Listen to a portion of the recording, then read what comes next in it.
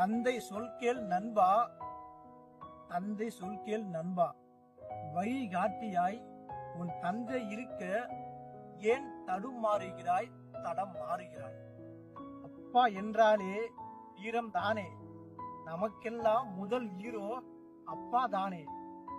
பாசம் காட்டினாய், பண்பு வளர்த்தாய், ஒழுக்கம் போதித்தாய், உருவாக இருந்தாய், என்னை படிக்க வைத்தாய், பல திறமை வளர்த்தாய், தவறான செயல்களை தடுத்து நிறுத்தினாய், வழி காட்டியாய், வாய்க்க துணை காட்டியாய், நல்ல தோயனாய் நீ இருந்தாய் அன்று.